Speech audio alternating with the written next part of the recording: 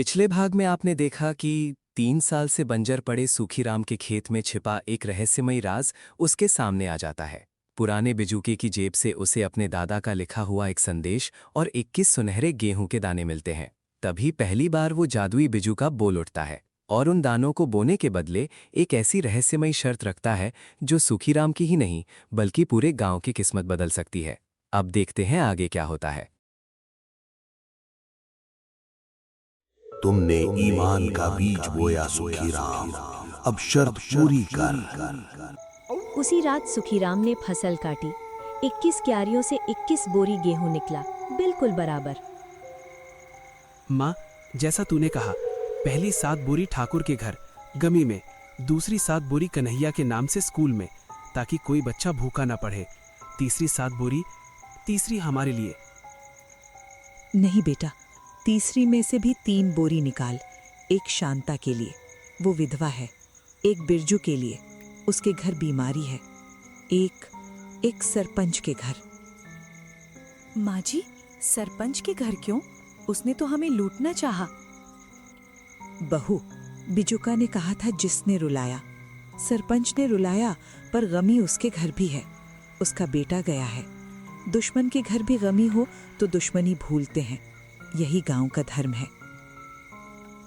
सुखीराम खुद 3 बोरी लेकर आधी रात को सरपंच के घर गया। दरवाजा खटखटाया। कौन है?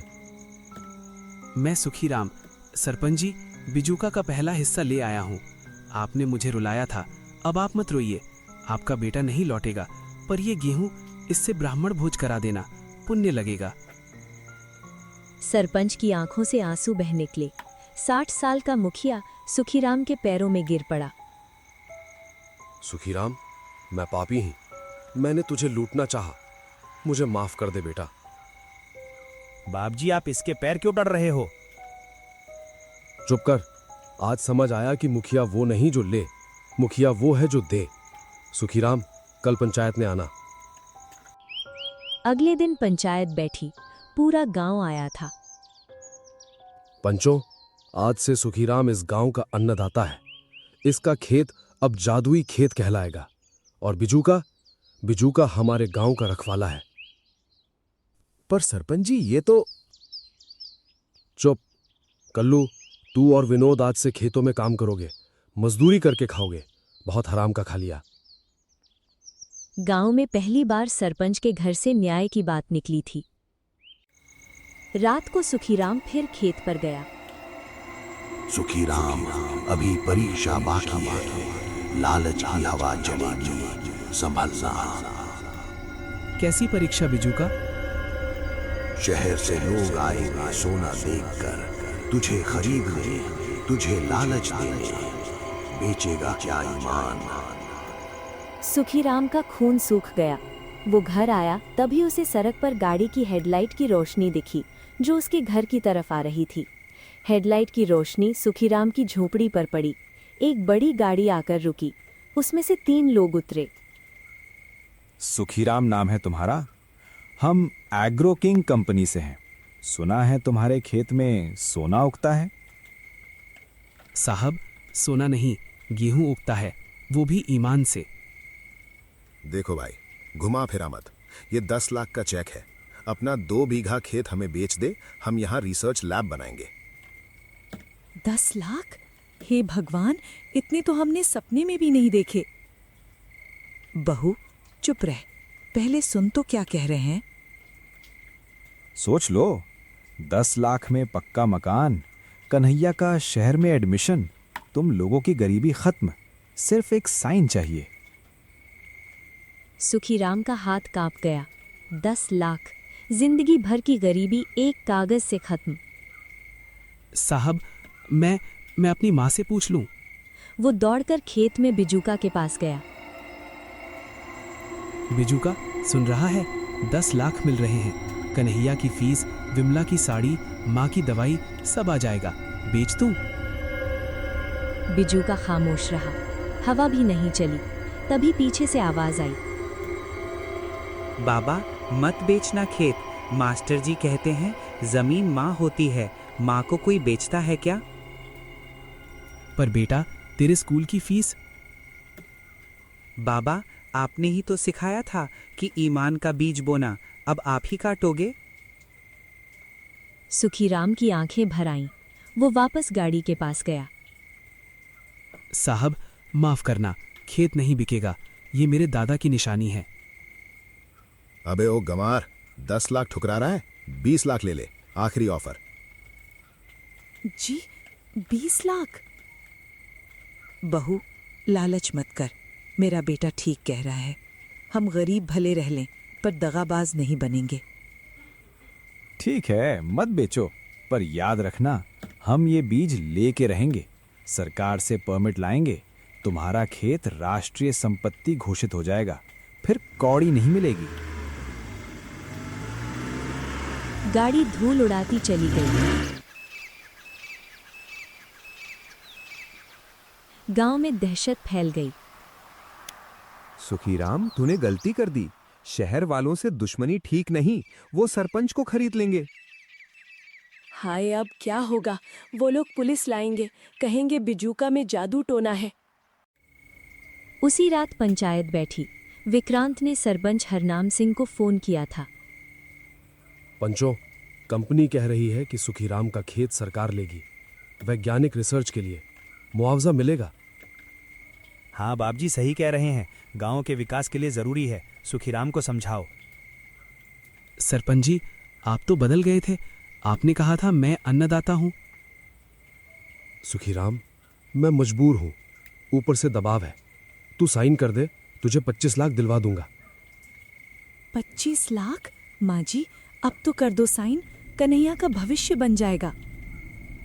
सबकी नजरें सुखीराम पर थीं। तभी बिजूका की आवाज तेज हवा के साथ पंचायत के चारों ओर गूंजने लगी।